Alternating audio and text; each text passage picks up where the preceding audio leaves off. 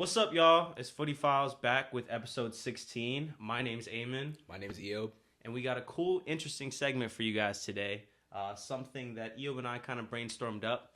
The segment we'll be doing today is a hill I'm willing to die on. Yep. So what that means is myself and Eob both have a list of different, controversial opinions about world soccer or football for some of those fans. That we're, it's a hill we're willing to die on. I really don't know how to explain it, So, we'll hopefully spark up some good debate with you guys. Be sure to interact in the comments if there's something, outlandish that we said that you don't really agree with. I got ball knowledge. I don't know about you. I mean, they've been saying I have ball knowledge. No, they They've didn't. been saying that, bro. No, they didn't, bro. Look at the Igbali clip. Hey, bro. But yeah, so without further ado, I think you guys got the rules, so we'll just be going back and forth. And Eo will kick us off. Okay, I will kick you guys off. And I think this is a pretty polarizing opinion, but I don't like the way people have been switching up, and I'm going to stand on this hill. For sure. Savinho is one of the best wingers in the Premier League. Don't let this season fool you. Don't let this season fool you. Oh, my God. I'm telling y'all, last season, Savinho came in, first season in the Prem. He's young, consider his age, 22, 23, or maybe 21, 22. And he honestly was one of the best players in the Premier League. He didn't score much, but he had the most assists in the Man City team with 8 in the Prem over Kevin De Bruyne, who had 7. Created a lot of chances last season. I think he had comparable chance creation stats to Salah, who had arguably the best Premier League season of all time.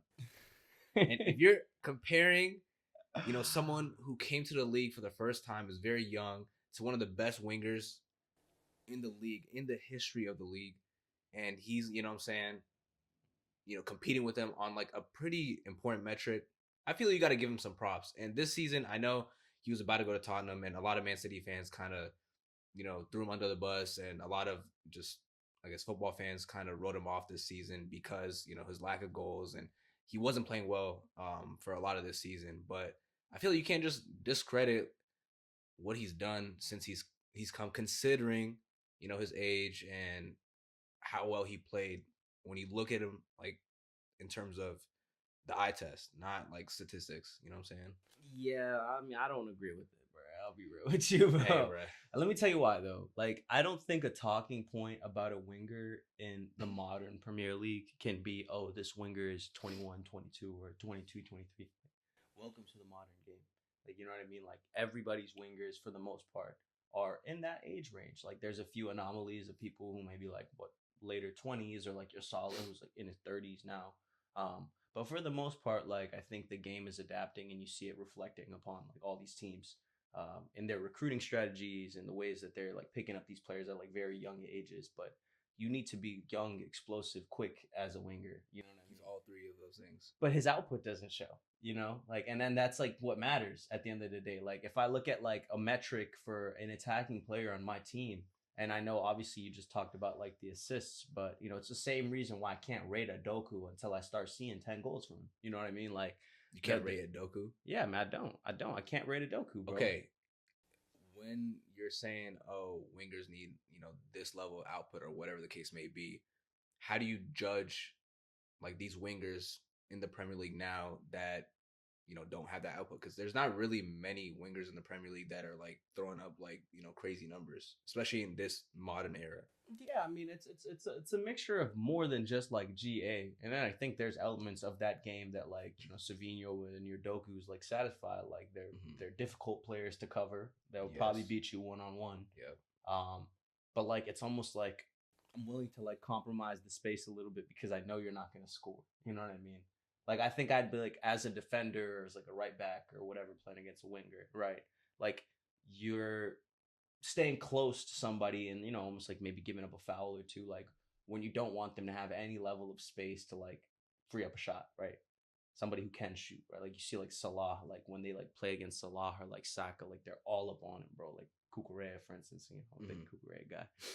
But like all up on him, like, giving up a foul, but like there's like almost not a space to breathe, you know what I mean? And like doing that against like a Savinho or a Doku is like how you get exposed, and that's how they will create this space. So like for people like that, it's almost like give them like that 5 yards of space or 5 meters of space, to let them twitch your leg all you want, you know what I'm saying? But I'm not like, I don't know, bro. I mean, what are you judging wingers off of then? I think for me, it's like the three. Like, so you have like GA, obviously, Okay. like your opponents or successful dribbles completed. I think like your willingness to track back and like your like stretching of the pitch, like the width of the pitch, right? Like Okay. it would be lively, right? I want you to like as much as you're taking on your man, like you're also going back and trying to win the ball back if you lost it or things like that. And then like big chance creation, right? Or like touches in the opponent box and like, things like that. Like, it's not just as simple as like the GA, obviously, but that is an easy way to like look at a player and be like, you're producing or you're not producing, right? So what 5 wingers in the league check all those boxes for you? I mean, they're not going to be anybody that's like a perfect winger in the league, but for instance, like Salah last year, outside of like the tracking back part, like Okay. basically satisfied all of that. Okay. I think like if you look at like a Palmer at like that right wing, if he were, he's not a winger, but like that's a player that I think satisfies that. See, my take was that he's one of the best wingers in the league. I think there's a lack of quality in the wingers in the Premier League as of right now. So considering that, I feel like that's not a crazy take at all. Like, I don't think you can name 10 better wingers than him in the Premier League. That's fair, but I don't even think he's like the best winger on your team. So I mean, he's not, but so, like, I mean, it's Man City. Like, it's not crazy. We don't have the best wingers like right now. Like, we've had better wingers. But I don't know, bro. I guess he'd be like top 10, but that's just like off of lack of quality, And I don't even think there's like a crazy lack of quality. Like, I think there's a crazy lack of quality in terms of wingers. Remember, like a few seasons ago, there was Son, Salah, Sane, Sterling, Mane, like all in the league. That's crazy. Sterling's still in the league though, bro. Is he actually? Yeah, he's on our payroll. Is he on Chelsea? 300. I think he's like 275K a week, bro. Yo, just chilling, doing nothing. That's so crazy. I completely forgot. Yeah, that's rough. But all right, bet. Well, that was a good first one, to be honest. I still don't agree with you. I mean, in the end, you kind of said you kind of agree. Like, but not for the same reasons. But all right, I'll do the next one. So mine is going to be about, obviously Chelsea just got their new manager, Liam Rossenior, from Strasbourg. And in light of Chelsea, having a not so great season in the league and sacking the manager mid-year and then picking up a new, less experienced manager that, is kind of hated by the fan base and, questioned by all the pundits and like the world football names, while they assume that role mid-season. I'm going to go ahead and say Chelsea is going to win the Champions League this year. Listen, you're cheesing OD while you say that. Nah, because I believe, bro. You believe? I believe. I believe, bro. Stop. I believe. And let me tell you something, bro. Like, people are gonna probably joan and laugh, whatever, but like, I really do sincerely believe this. Nah, this guy knows ball. This guy knows ball. No, and it's crazy because like actually in 2021 when we won the Champions League, I knew you were gonna say that. They actually counted us out, and I was really like, I was the one saying, yeah, we're gonna win the Champions League. Like, okay, LeBron. Okay, no, I'm serious. Okay, I don't know what possessed me to say it that day, but I just woke up that morning. I said, yeah, he's going for 70. Nah. Actually, all jokes aside, though, I really did wholeheartedly believe we were gonna win the Champions League the last time that we did in 2021. Granted, I thought we'd win it the next year too, and we lost to Real in the semis, quarterfinals to Real, but it was a close game. Like, it was really, really good game. We actually went and beat them at the Bernabeu, but out of aggregate, just kind of got screwed. And they went on to win it that year. So, what makes you think Chelsea's gonna win it this year? Like, what signs do you see other than like history suggesting that when Chelsea gets a new manager? Well, history is in our favor. At least I've seen this storyline twice now. The 2 times that we've won the Champions League, it was the exact same story. And the second thing is like I truly do believe in the underdog story, at least for Chelsea, and I think that's the one thing that's stayed true to our identity, or like the one thing that's been like very like prominent throughout for all these different managers and all what I'm saying, for like my whole time of supporting this club is like where we're the underdog, there's always a chance, and I don't think anyone at the club ever looks at another team and is like, yo, we can't beat them, you know. And I think we see it even that year in the Prem. The Prem that year we finished fourth and we ended up winning the Champions League, and we had to fight to get to fourth that year in the Prem. Yeah. So like it really is two different tales. You have like the Premier League form, and then you have like the Champions League form. And in the Champions League, we're not doing bad. You know what I mean? We're not doing too bad. We had a bad loss. We'll probably be in the plan, or like the tournament, because we'll fall out the top 8 of like the actual rankings or whatever. But if you look at the teams that are like performing in the Champions League right now, like Arsenal especially, like they're number 1 in the Champions League table. I think they've won 5 of 6 so far, if I'm not mistaken. They have 15 points at the top of the table. But genuinely, like as a Chelsea fan, like I look at Arsenal and I'm like, yeah, they're the best team in the world right now as a form. But when they came to play us, like what happened? You know what I mean? We got a red card to our best player within 20 minutes of the match. A yellow card to our left back, who has arguably the hardest matchup in the world against Saka. You know what I mean?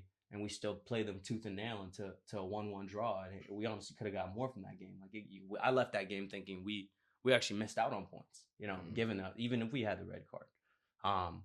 And we played a tough team in Bayern at the beginning of the season, and lost 3-1 to them in the Champions League first match of the season.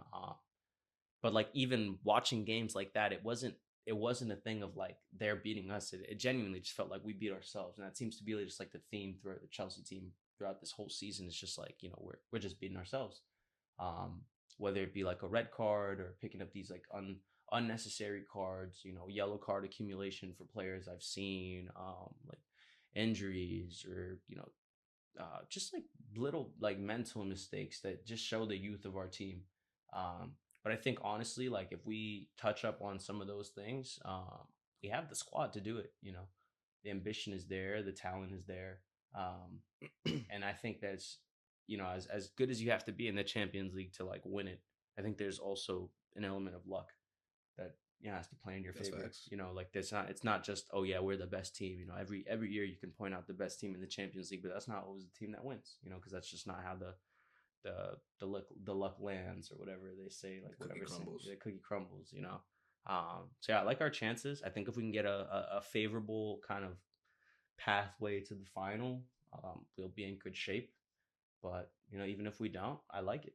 I like our odds, and I'm backing our boys against anybody. I don't think you truly believe that, but I think the Champions League does depend on luck a lot of the time, and Chelsea, I think, have a knockout squad rather than a squad that's built for like consistency, like over like a long period, like a long season. But I just don't think you guys have like the quality, especially like out wide, to really like do something in the Champions League. And then also your 2 center backs, I feel like, are lacking. Colwell's still out like for what, next few months Yeah, at he least. won't play this season. He's not playing this season. And yeah, I just feel like your like core isn't as strong as it was in that season where you won the Champions League a few seasons ago. You think it's stronger? Yeah, I mean, like I don't know. Like we had a nightmare transfer window before the Champions League that year. That was the year we brought in Kai Havertz, Timo Werner, Hakim Ziyech, Mendy, Thiago Silva. Yeah, Thiago Silva. Or maybe that was the year after. Rudiger too. Rudiger didn't come that year. Or he didn't come that year, but I'm talking about like the core. Yeah, but yeah, I disagree. In retrospect, like bro, looking at that like transfer window, Hakim Ziyech plays in, I think, UAE now for like El Wydad or some. Fell off.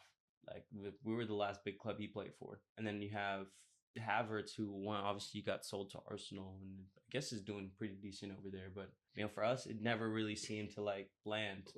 Click. He had pretty important goals. I'll give him that. He even scored the winner in the Champions League final that one day. But that run of form, like we just never really saw from him. And then Timo Werner, is arguably one of the worst footballers I've ever like had the displeasure of watching in my life.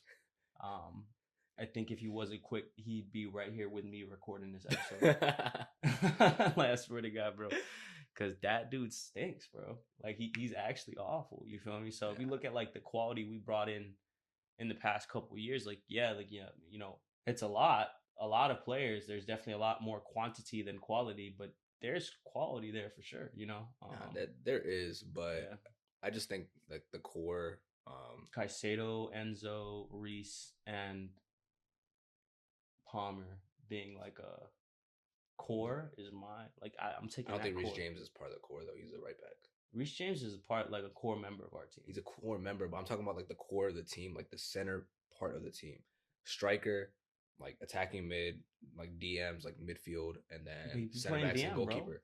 Bro. Huh? You be playing DM.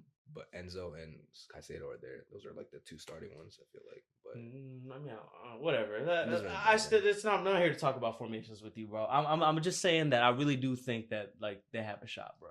They have a shot, just as much as a shot as anyone else in the Champions League. Agree to disagree, but we'll see. We'll see how the cookie crumbles. See how it crumbles, bro. We'll see how it crumbles. All right, let's go on to the next one. This one isn't too controversial, I don't think. Trent Alexander-Arnold and Andy Robertson are the best fullback pairing in Premier League history. Why do you say that? I'm not gonna lie. Like, if you think of the fullback pairings in Premier League history, like, I just don't think any pairing like matches up to them in terms of like the trophies they won, the impact on their team, statistics. When you look at both sides of their game, I know Arnold isn't the best defensively, but like I think they just like had everything, and I never like thought that fullbacks were like that important when it comes to like a team, but like watching them made me realize like wow, like fullbacks could really like be a core member of that team because all the chance creation that Liverpool team had came through them. Yeah, and Robertson, like his like dynamism like on the left hand side, just going up and down the flank was like crucial. He was really solid defensively. He could put in a good cross. Like he had everything. I think people kind of forget that he was actually like probably the best left back in Premier history, like along with Ashley Cole. I say it right.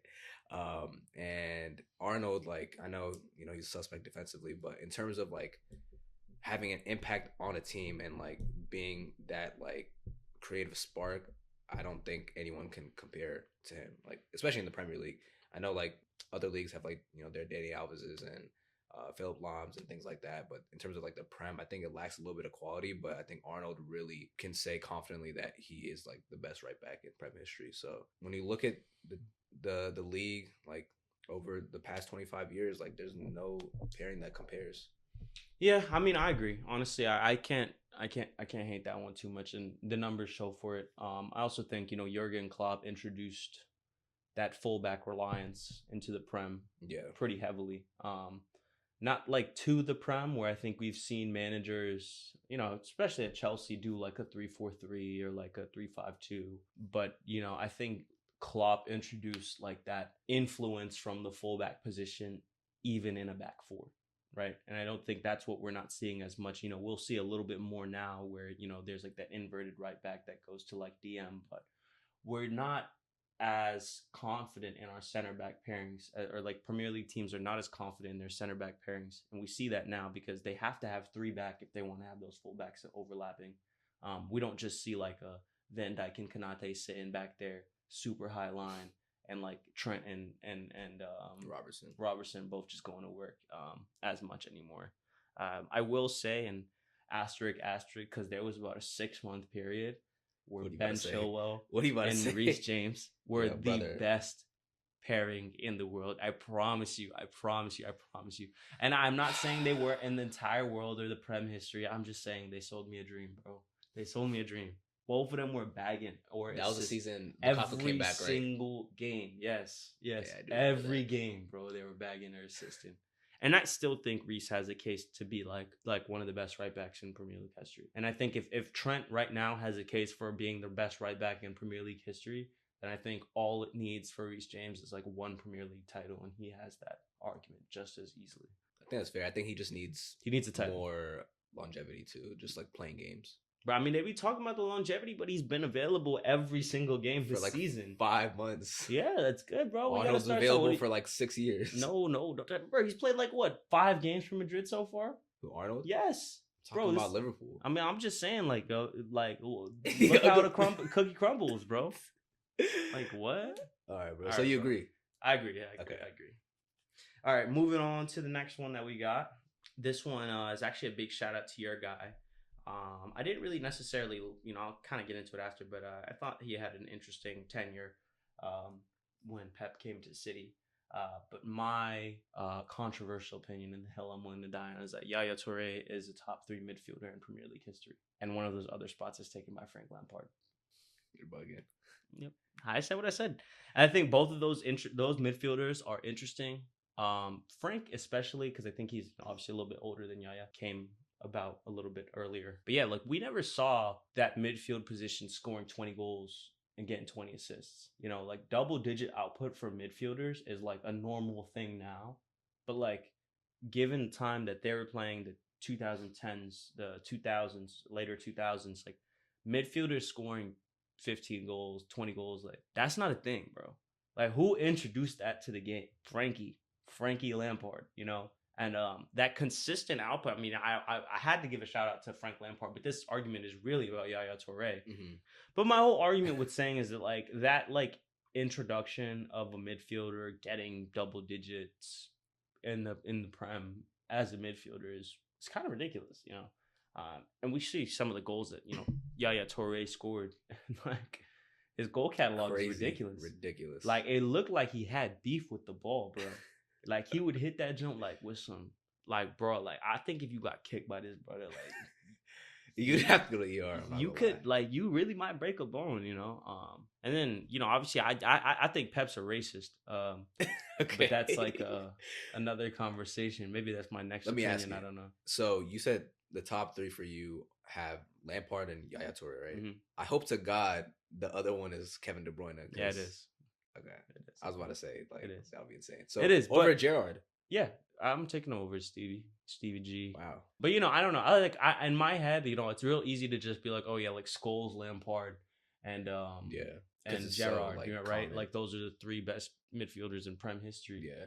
But when I look at those 3, and I think the conversation is always like, who's the best of those 3? And my bias shows, but like I'm taking like Frank Lampard out of those 3. Maybe people don't agree, but that's who I'm taking. So it's like I can't have those other 2 spots filled with those 2 when like I just said that Lampard was the best of those 3. So like you know what I mean? Yeah, I see what you're that's saying. Like I'll take 1 from them and then I'll take like 2 from elsewhere. But yeah, I'm definitely shouting out your boys right now, so you better be like. Nah, I appreciate it. I mean, yeah, I mean he's probably top 5 for me. I don't know if he's quite in the top 3, but like it's not a crazy take. Like I think he's definitely underappreciated. He was, dude, and he got like exiled from the squad because of Pep, man. You know what I mean? I mean, he was on the he wasn't even on the decline though. Like he wasn't playing bad, and like this happened at Barcelona too. You did not. Don't forget this happened at Barcelona too. Like his that last year, I think Pep was there, or like Pep was at Barcelona, and so was Yaya Toure, and he got like that back and forth, like the tiff between him and Pep happened, and then he went to City. While Pep continued to stay at Barcelona and played under Mancini, and he was flourishing. But I don't. And then Pep came back Pep came to City, and he was still at City, and they stopped playing. No, you're right, but I mean, regarding the time at Barca, the reason why Yaya got like booted was because of Busquets. Busquets was up and coming, and Pep saw the potential. Racist, bro. It's because he was racist. Like I hate to say it, but yeah, Pep Guardiola. If you ever see this, you are a racist. This guy, bro. But yeah, I mean, not crazy take. I'll give it to you. It's not bad. I don't know if many people agree with it though. Whatever.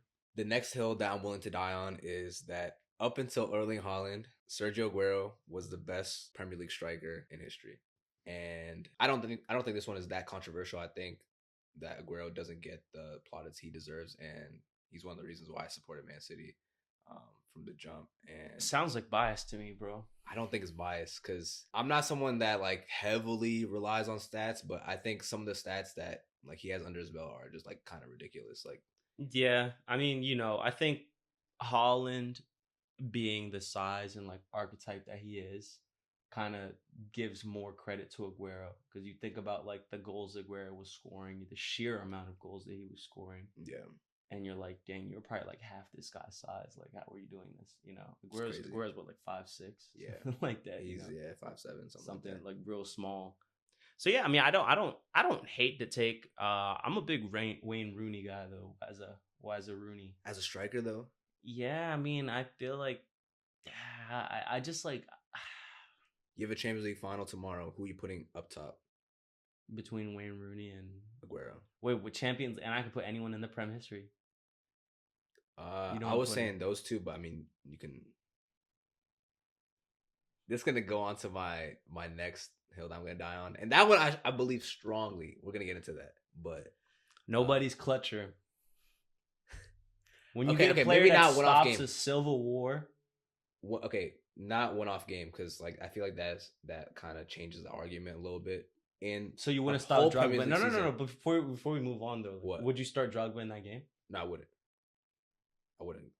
You're bugging, bro. I'm not bugging, but look at a 38 game season and who are you starting up front for that whole season? Taking Danny Welbeck. All right. Taking Danny Yeah, that's longevity, proper striker, can get me 15. 9 goals a season, right? Yeah, can get me 15. I'm cool with that. Okay, seriously. You know, I gotta go with Evan Nielsen. Yo, you're actually a troll. I'm serious, bro.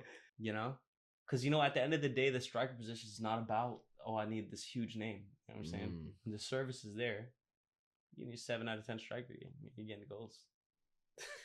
What about R9? What happened to him? Joao? Yeah. He's like a 10 though. He's like a cam. Feel me? So he's not striking no more. I would start the lap, honestly, but what? The lap's been doing his thing. I don't know. You see, past 2 weeks, he's been what, 1 goal. He's been doing all right. He's been 1 goal, and he hustled and tussled versus Man City. Hold up play was great. Nah, he did good against City, bro. He hustled and tussled. Yeah, he did no his output. Thing. He did his thing, bro. He had a deflected shot. That's the only thing I remember. Like, I'm not even joking. Nah, I remember the scoreline. That's what I remember. Oh my god, what was the scoreline? 1-1. And you're flexing it. Yeah. Away at the Etihad with no manager. You take a point from y'all. You hear this guy? This guy's flexing a tie. Away at the Etihad. This guy is flexing a draw right now. Away at the Etihad, bro. Away at the Etihad. Our manager just got sacked out of nowhere. We don't have our best player, who is the best DM in the world, right? And we go and draw with you guys. I think we won that match. Is that a crazy thing to say? Do you think that you guys won that match by taking 1 point? We tied the game. But did you guys think you lost points, like you dropped points? We tied the game. But no, we tied the game. You guys are winning the game. We tied the game. No. I mean, whatever, bro. I'm not flexing the result, but yeah, like, bro, we took points from y'all. That's what matters to me, honestly. We took points. Right, but yeah, back to your whole argument. Like, I think Aguero is a pretty class striker. I don't think he's the best striker in the history of the Prem. That's just my bias, though. Like, I think obviously, there's people who can make the argument for him to be the best striker in the Premier League history. Like, the numbers are definitely there.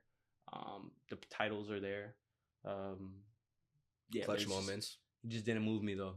Clutch moments. Yeah, he just doesn't move me. He doesn't move you. Doesn't move me, bro. Okay, I mean, doesn't move me. Agree to disagree. Yeah. I think the stats speak for themselves. Most goals per minute in Premier League history. Most hat tricks in Premier League history as well. Want to shout that out as well. But not for much longer. yeah, probably not.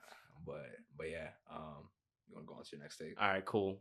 So yeah, this one's actually a bit controversial for my folks that are new to the game on the American side of things. They might understand this a bit more, and then for my folks who are more used to the European style of league football. But yeah, my next opinion or hill that I'm willing to die on is kind of like 2 hills. The first being that the Premier League season is too long, or like that there's too many leagues going on or too many cups going on at one given moment. We see it so often where these players have little to no break in between any of their matches. They're playing 2-3 times a week, and then the managers are scratching their heads up here like when everyone gets injured. So that's kind of the first part of this. And then the second element is I think that the introduction of like a bracket style, similar to like the knockout stages of the Champions League for like the top eight in each of the like big five leagues in Europe could be really interesting. And I think that's a way to keep, from like a monetary standpoint, like viewership high. Obviously, you have like your core fans, but like it means the more games matter. And when games matter, that's when turnout comes. People will buy tickets to watch your match or whatever. Yeah. But from the other side of it, from the club's perspective, let's take like a Chelsea and Arsenal right now, right? Like Chelsea being 15 points behind Arsenal in the table. We're not catching up to Arsenal. You know what I mean? Like, let's be real. Like, we'll be lucky to be top four. Like, that's the goal now, is to finish top four, finish the Champions League spot, and like go from there, kind of thing. But Arsenal at this point is basically running away with it. So in an effort, obviously it's kind of like a disservice to them, but in an effort to keep it interesting for the teams that are staying competitive, right? Like the top eight or whatever, you'll just have like a quarterfinal, semifinal, and then a final for who wins the league. But doesn't that, I guess, discredit the teams that are consistent throughout? Like, well, I mean, the way that they do it, at least for like the NFL or like NBA, is like, for instance, if Arsenal finished the league first, they'd play the eighth place team. So, it gives them like the easiest matchup of any of them, and then the winner of that would play like the next best. So you probably might play like the seventh. You know what I mean? You're essentially like trying to introduce something like the Champions League has right now. Yeah, it's like the knockout stages. It's like the same idea, but I just don't like the idea of like the point system determining everything. Because like I said, there's times, and you guys have been part of it too, where there's a team that has 100 freaking points, and you're not getting 100 points. You know what I mean? Like as a club, like some clubs, like even if your goal is to win the league, like there's like a handful of teams that can even get to 100 points. You know what I mean? Like squads, individual squads, like maybe that 2019 or 2018, like Man City squad. You know what I mean? Like only a few teams can actually like do that. Don't you think the Premier League trophy should reward the best team?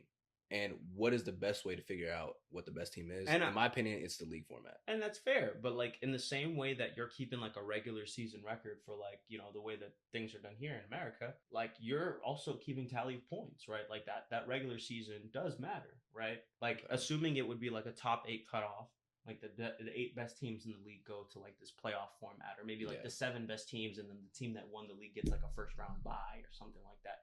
I think it could be something that's very, very interesting for like viewers, right? It's interesting for the teams outside of, maybe the first or second place team, but like first place especially wouldn't be like super happy about that, because, they technically won the league. Why they have to compete again for it? Yeah. But it gives teams a chance to compete, right? It gives fan bases something to be excited for and like cheer for, like it gives you the chance as a fan to be like, okay, like we still have a chance, Like think about the difference, the gap between 8th place and first place right now. Do you think whoever is in 8th place in the Premier League genuinely thinks that they have a chance to catch up to Arsenal right now? They don't, but I don't think they deserve to. I mean, that's fair, but it's like, in the same way, like there needs to be an element of like knockout, right? Like you have to be under pressure. And like I think understanding who the best team is, and obviously, it gets determined throughout the season when you have tough matchups and like, back-to-backs and the longevity of your team and showing up and winning like the gritty matches and stuff. But I also think there's like an element of your team needs to be tested when like the lights are the brightest. You know what I mean? Mm-hmm. Like the same as the Champions League knockout stages. And we see teams rise to the occasion or succumb to the pressure, right? Where they're like, they just fold, under the lights, or like they just turn into like a new team that like can automatically complete or something like that. I think it's good that we keep things the way they are, because I think the league rewards the best team, and which is why like the best team in each league typically wins that league, because they're the most consistent over like the long season. But there's also the Champions League, Europa League, and the Conference League for that, like I guess, reason to basically have that unpredictability. Like anyone can win it. It's not really based off consistency, it's based off like how good you are on that night. And I think like that balance is like perfect, like having that league, and then also like the knockout style, like having both. And I feel like having like what you're trying to bring up is gonna make like the Champions League and the Europa League a little more redundant. I mean, no, because it's like the quality of the competition that you're facing, right? And like I agree, like I think there are also knockout tournaments in England right now, like the FA Cup and like all these Yeah. different tournaments that are happening. But I mean, to the whole point that I started this with is like, bro, those cups are redundant. You know what I mean? In no world should I, as a player, and the best club. I mean, and, you know, maybe this sounds like a bit obnoxious, but like, bro, City should not be playing like Excelsior, whatever, beating them 10-1 on a random Saturday, and you know what I'm saying, like, or a random Friday at the beginning. You know what I'm saying? Like these games, they don't have value, bro. You know what I'm saying? Like maybe for the other team, and that's like their Super Bowl or whatever. Yeah. But like, bro, like as a Man City, and you're like a big club in the world, and like you're playing frequently, and like now you have to risk injury, and you're playing against this team where you're gonna be like the highlight of their season. You know, like playing you was like the highlight, and like it's very like injury prone, and like I don't know, man. I think there's a I just beauty think in that, to be honest. there's beauty in it, but it's also like I don't know, man. I want to ask you, in that format that you're bringing up, I don't think every team would play each other. Nah, it's like what I said. So like if there's 8 teams, it'd be like the first place team plays the 8th place team. See, I don't the like second that. place plays 7th, third plays 5th or 6th, fourth plays 5th, and then it's like bracket style. So you wouldn't care about, like, you know, for example, Chelsea, Man City playing each other at each other's stadiums, like, you know, twice in a season. No, I mean I Or do just care. It's nice to have a home advantage, but I feel like that's also something that could be worked into like the actual logistics. Like for instance, the top 4 teams get home field advantage, right? If you're gonna be playing, like if I'm playing first and I'm playing the 8th place team, like they gotta come. So it's like say Arsenal, you gotta come to the Emirates and beat us. That's not gonna happen. You know Arsenal's gonna go through there. You know what I mean? Like no one's going to the Arsenal. No 8th place team in Prem is going to the Emirates and beating Arsenal. Like what are the chances of that? Probably not. But you know what I mean? I think there's a beauty in like teams playing at each other's stadiums, like, you know, those historic grounds. And I mean that's going fine there every too, but season. if they and that's why it's to the point. Like if they were to shrink this Premier League season, you could do like a home and away for like this tournament style, like same way that they do in the Champions League, right? But yeah, I mean I don't know. That's my 50 cents. That's an interesting take. Yeah, but yeah, I'm for keeping everything, you know, how it is. I think it's working out good. But I think the Carabao Cup could definitely get cut for sure. It needs the axe, bro. Yeah, that needs the boot for sure. My next hill that I'm willing to bleed, die, whatever on, and this one is probably my strongest opinion. Didier Drogba is the most overrated striker in the Premier League history. Didier Drogba is the greatest African player of all time. Is the greatest African player of all time, bro. No, it's not. And let me tell you something, bro. I know you're gonna say George Weah. You're gonna say Samuel Eto'o. Wait, what? You said that? What? He's the best African player of all time? Yes. Over Mo Salah? Yes. Oh! This guy's lost it. Brother. This guy's lost it. Brother, let me tell you something, bro. I don't know, cut the mic. No, you're not listening. You're not listening. Cut the mic. You're not listening, bro. You're not listening. Didier Drogba was so good that he stopped a civil war. A civil war. I don't even know what you're talking about, honestly. Bro, in Ivory Coast, back when they had qualified for the World Cup for the first time in a brick because of him. I think he scored a penalty or a game-winning goal or something. I'll pull up the clip for you after this. But like it was like a very, very big dispute between like the government and like the people. And like it was very violent. And there's like pictures that you can see of Drogba like in his jersey, like pleading to like the military officers, like put down your guns, like we can find like a solution together. I swear to God, bro. Like deadass looked at it, like he deadass took Ivory Coast, like Cote d'Ivoire, from a civil war to finding peace, bro. And they found peace. I swear to God, bro. I swear on my life. I swear to God, bro. Is he a politician or a striker? And let me tell you something, bro. Like it's actually crazy. Like they deadass like found the solution. Like they put down the guns. They found like the solution, and you know. And I'm talking about. So that's your argument for why he's not overrated as a striker. You're actually something else. Yeah, I agree. That's respect. That's respect, and that's like, you know, a crazy moment. But like, come on, bro. I mean, I'm just saying, bro. Like. You are grasping at straws. Nah, I said what I said, bro. He's the best African player in history, not because he, you know, scored a lot of goals, not because he won a lot of trophies, but because he stopped a war. I mean, he had the clutch gene too, but you can't take that away from me. That dude scored a goal every time it mattered, and that's what matters as a striker. Did he? Yes, he did. I don't think that's really true. Showed up in finals. I'm not gonna lie. He lives off that Champions League header. No, he doesn't. Yes, he does. No, if he that doesn't. didn't happen, I'm not gonna lie. Like he's gonna be put into some guess Jermaine what? Defoe Guess conversations. What? It did. It did happen. It and did he's happen. a Champions League. But I don't think winner. one moment should determine Man of the match. A player's like legacy that much. I don't think so. Man. Let me tell you a stat that kind of encapsulates all of this. He scored over 12 goals in only 2 out of 9 seasons at Chelsea. Okay.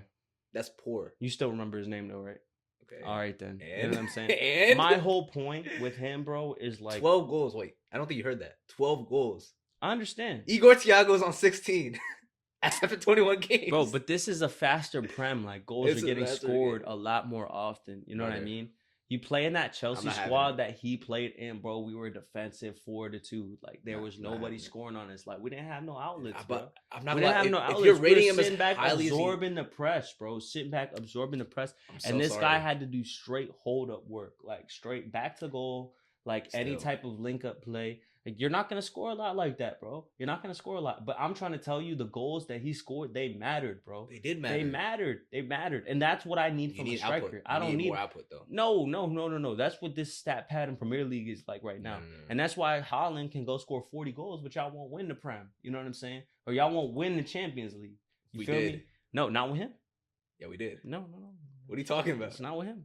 We did with him. It wasn't because of him though. You know what I'm saying? He was a key member. No. I'm not even gonna get into that. I'm not having that. My whole point is, bro, like the work he did for Chelsea, bro, and most Chelsea fans would tell you that it's Chelsea fans, exactly. Okay. And what? They're the ones that support the club. Obviously, they're gonna be like, "Oh my God, Drogba." That's what it sounds like, right? That is what it sounds like. No, it's not. Yes, it is. He scored 100 goals in 250 games. It's like a good return, but it's not like an elite return. He's not like an elite Premier League striker. What did he deliver though, club cup wise? Champions League. Okay. Prem. Okay. I think one Prem, right? Two. What else can I do? Sounds pretty good to me. But if you look at the record, and you know what I'm saying, his consistency over, you know, those 9 seasons, I don't think it was there. He had like one season with like 30 goals. He had another one with like 20 something. I just don't think that's, you know, up to the standard of the best of the best in the Premier League. When you're comparing him to Luis Suarez's, Aguero's, Thierry Henry's, Erling Haaland's, like he's nowhere near them. He is. He's not top 5. He is, bro. He is. He's not top 5. He is. Who are you booting out of those 4? Out of those 4? Yeah. Thierry Henry, Haaland, Suarez, and who? And Kane. Oh, all 4 of them can get the boot. I can see in your eyes, like you don't even believe it. All I can 4 of them get the boot.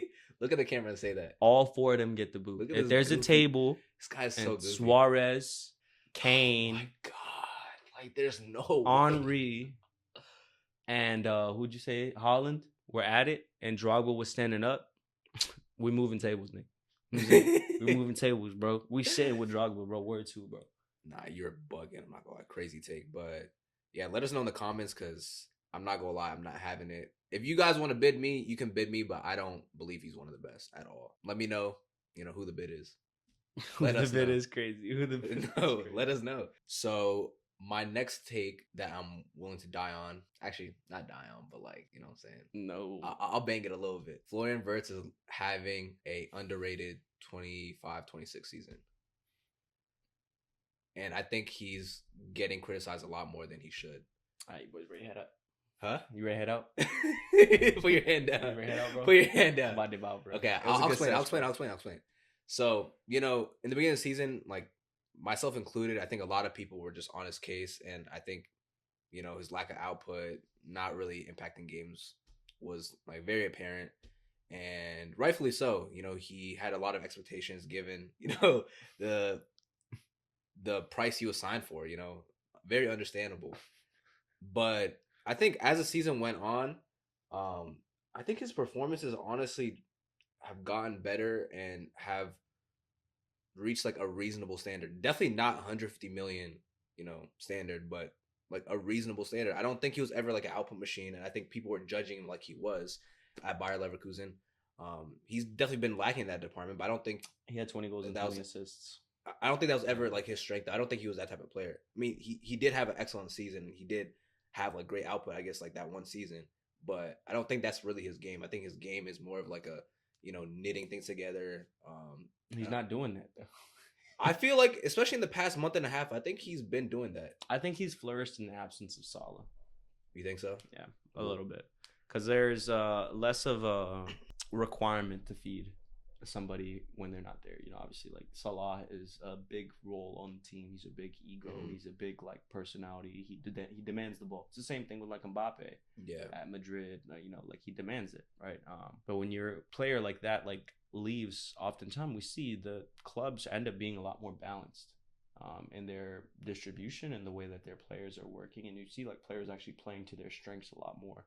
Yeah. And we saw it, a little bit with Real Madrid right now with the injury to Mbappe, and we had Gonzalo Garcia, who's I guess a lesser quality striker, come in and play at the striker position with Rodrigo and Vinicius at the top, and they looked a lot more balanced. They put 6 on against Batiste, I believe it was, or whoever they played at the weekend. 3 from Gonzalo, who got the hat trick, and then obviously came through and had a gritty victory, against Atletico Madrid in the Super Cup. And I'm not sure what's going on with the final right now, but they're playing. It was 3-2 last time we checked. Yeah. So it's the same kind of concept. I think when Salah comes back from AFCON, we'll see the same words that we've been seeing.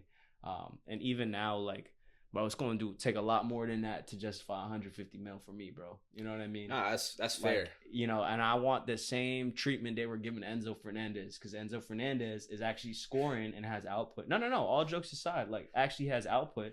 You know what I'm saying? But everyone's hating on him because we paid 130 and they paid 20 mil more for this guy who has 1 goal in the Prem. 2 goals in the Prem. You know what I mean? Like, am I missing something here? No, this is ridiculous. It's low key unacceptable. That's fair. Like, yeah, his output definitely hasn't been there, but I don't think his performances have been. Liverpool haven't been that good either. Like, they've been poor. Yeah, so like it's not like you're like the diamond in the rough or like He you know what I'm saying? Not, like, but you're playing as good as your team right now. Like, but I think people have been acting like he's been like stinking it up. Like, I don't think he's been stinking it up. I think he hasn't played like a 150 million pound player. But he hasn't been like terrible. Like, he just hasn't really made like a real impact. You know what I'm saying? Yeah. But yeah, I mean, let us know what you think. I think it's very easy to just like bid him because he's just like very very expensive, and then he also just came off 2 brilliant seasons at Bayer Leverkusen, and expectations are just like through the roof. And you've seen like the past like month and a half, like I was saying earlier. He's played a lot better. He had very good performances versus Man United off the bench, and then I think Real Madrid in the 1-0 victory at Anfield. I think he played very well in both of those games. Still, there's like a gear to like reach above that, but with Ekitike, they have a real connection, and I think with Isak too, they combined for a really nice goal versus Tottenham. So I think there's signs that we're gonna see some good stuff from him. Hopefully not, obviously, but we'll see. We'll see how the season plays out. We'll see. I think we're good. But yeah, I think we're good. Bro said we're good to the camera. I was talking to you. Oh, okay. I think we're good. Well, why'd you say that though? No, because I know we have some more, but we're low key at time. Okay. That's why. All right. So you want to close this out? All right. Yeah. So those were the hills that we're willing to die on. You know what I'm saying? And I think Eamon. Light skinned niggas closing out the YouTube video. Can you let me do my closeout? So yeah, that I think concludes this episode. Those are our hills that we were willing to die on. Eamon had some very, very questionable takes. I think I had some great ones. Let us know in the comments. Were we bugging? Do we have ball knowledge? And yeah, I guess we will see you guys for episode 17. Like, comment, subscribe. Let's get road to 1,000. Yeah, road to 1,000 subs. Road to 1,000 subs. Let's get there. Yeah, love. See ya.